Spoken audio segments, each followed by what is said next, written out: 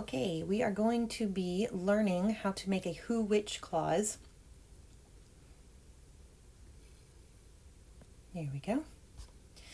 And it's underneath of our structure. So, there we go. Who which clause, and we're going to also work on creating a title, okay? A quick definition, a who which clause is a group of words with its own subject and a verb. Remember, any clause has a subject and a verb. We talked about Mr. and Mrs. Claus being who we think of when we talk about the word clause. It has a subject and a verb.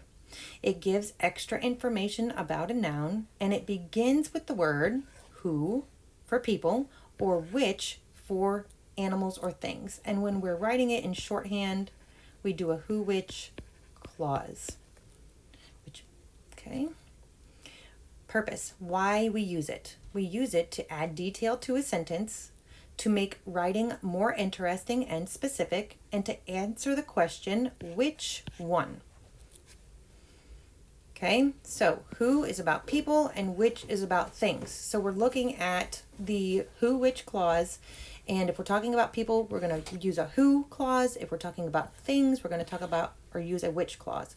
They work like tiny adjectives inside a sentence describing the noun right before them. They work like tiny adjectives. Remember this for later because we're going to have different kind of clauses that come up, and one of them happens to be an adjectival clause, and that's going to connect later on inside a sentence describing the noun right before them. I was just finishing this thought right here. Okay, so example, the boy who is wearing red is my brother. So we have our main clause, which is the boy is my brother.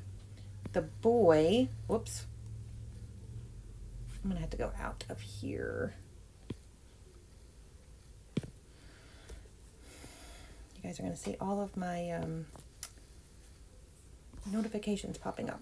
Okay, I'm gonna go for blue, and we're gonna mark the boy is my brother. That is one independent clause.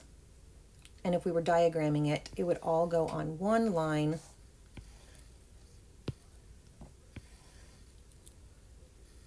Boy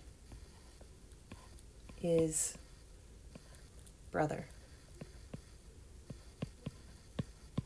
Which boy? The boy. And which brother? My brother. Okay? So that is a clause all by itself. That's an independent clause. Then we have a dependent clause. A dependent clause. Those get parentheses. Who is wearing red? It's telling us which boy. The one who's wearing red. Just imagine there's a bunch of people standing in a group and you say, the boy is my brother. And they would be like, which boy? There's 15 boys standing over there. So you're giving more information. Well, it's the boy who is wearing red. Okay. So this who is the beginning of our who which clause, specifically a who clause. Okay. Now we're going to move to I like the book which is on the table. I could just say I like the book. Oops. I like the book. That's great. Which book? Let's just say we're standing in a library and there's thousands of books. I like the book. Well, that doesn't tell me very much. And then there just happens to be one on the table. Well, now you're going to give me more information by saying which is on the table. I like the book which is on the table. Okay, now I know which one you're talking about. And if we were to diagram that main independent clause, we're not going to talk about the subordinating clause right now. We're just going to diagram that main clause. My subject goes here. It's I. What do? I like. And what do I like? I like the direct object, which is book. Which book? The book. So we have boy being subject noun. Is my verb linking. This is an adjective. What kind? It is a possessive pronoun adjective, a PPA. And then brother is your, so if we have a VL, we have an SVLPN and we have an SVLPA. And we are saying that he is brother. He is brother.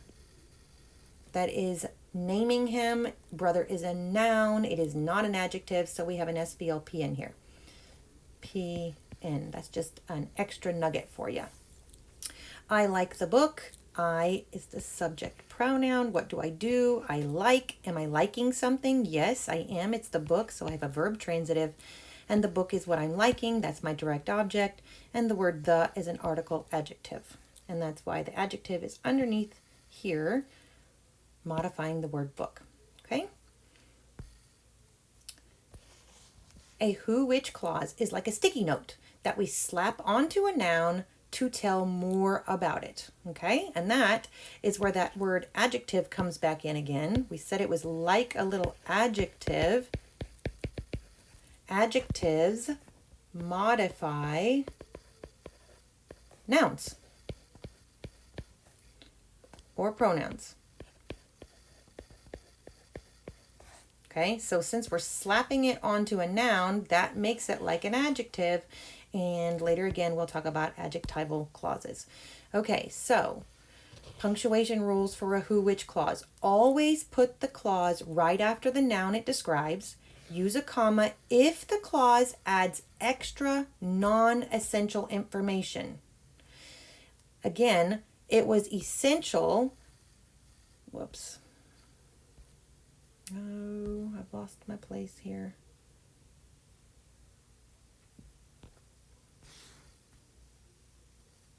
Sorry, I'm all over the place. Sorry, just going to read it. Use a comma if the clause adds extra non-essential information. No comma if the clause is necessary to know which noun you mean. No comma if the clause is necessary to know which noun you mean. And that's why I was going back here. So the boy who is wearing red is my brother. If I got rid of all of these annotations, you will notice that there is no comma here because it's necessary for you to tell me which boy it is to know which one is your brother. I need to know it's the one wearing red because there's 15 boys standing there, right? If there was only one boy standing there, then you could say the boy, comma, who is wearing red, comma, is my brother. If there was just one boy with a red shirt on, I'm not going to take the time to draw that, then it is non-essential. It's clearly obvious that that boy is your brother because he's the only one standing there. I need the commas. However, if there are 5 or even 2 boys standing there, then I would need to know that it's the one wearing the red sweater, and it would not need commas. Okay, so we go back to our rules, and again, use a comma if the clause adds extra non-essential information, like if there was only one boy there, or no comma if the clause is necessary to know which noun you mean, like if there was more than one boy there. More examples, okay? Without the who, which clause, the dog barked. With the who, which clause, the dog, which was very loud, barked. Now, I didn't need to know that he was very loud, but it's extra information, so I am going to have these commas here. Another example, my sister who loves to paint made me a picture. Now I could say my sister made me a picture, but I'm going to give you some extra information. It's my sister who happens to love to paint. And because it's extra, we get the commas. Extra information, extra punctuation. Think about it that way. Extra information, extra punctuation. Extra information. Oof.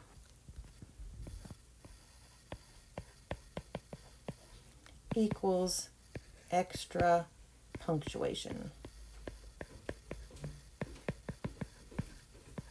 Okay.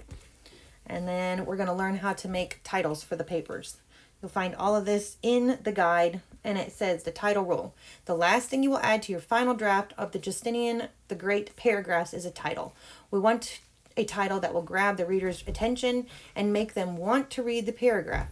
Therefore, you should try to be a little creative with your titles. The title should, the big thing here, okay, repeat 1 to 3 key words from the final sentence. For example, the source text ends with, under Justinian the Great, the Byzantine Emperor was at its largest and was strong and glorious. Keywords being underlined. Possible ways to repeat the key words from the last sentence to form a title. Justinian's glorious rule. Justinian's glorious rule. Okay? Or a great emperor and empire. A great emperor, and empire, being the keywords that they used at that time to do that. So you're just going to use 1 to 3 keywords, again, 1 to 3 keywords from your final sentence, not the topic sentence, but the final sentence, to access that, to create your title, okay? Title repeats 1 to 3 keywords from the final sentence. So then you've got options: strong and glorious, Byzantine's great ruler, under the great Justinian, as more options for that. Okay, so we've got more things to consider when making a title. Ask, what is this thing writing about? Look at your main topic or subject. Choose a phrase that captures the focus. What is the story about? Is this to inform, to tell a story, to explain, or persuade? Make sure the title matches the purpose. Now, this is more things to consider. This is not your number one rule. This is additional things to consider. Remember, you've got to focus on the number one rule, and that is that the title repeats 1 to 3 keywords from your final sentence. Well, your final sentence should also be touching back to your main idea or topic. You want to capture some focus, okay?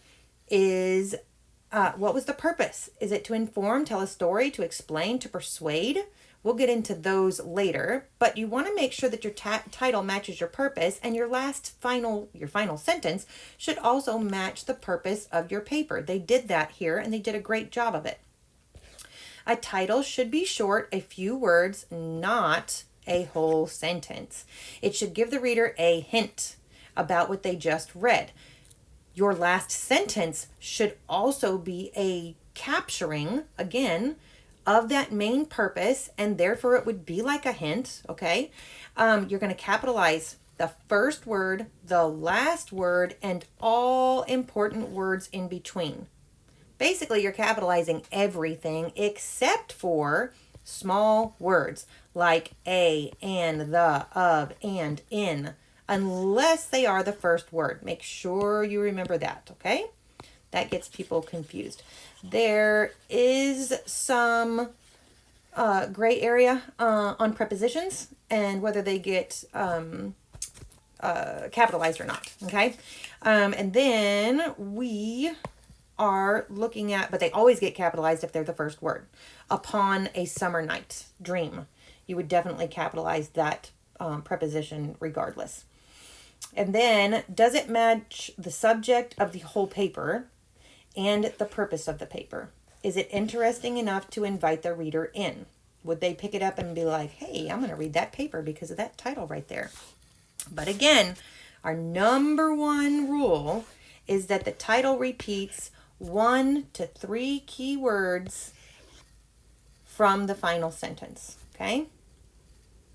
And that is it.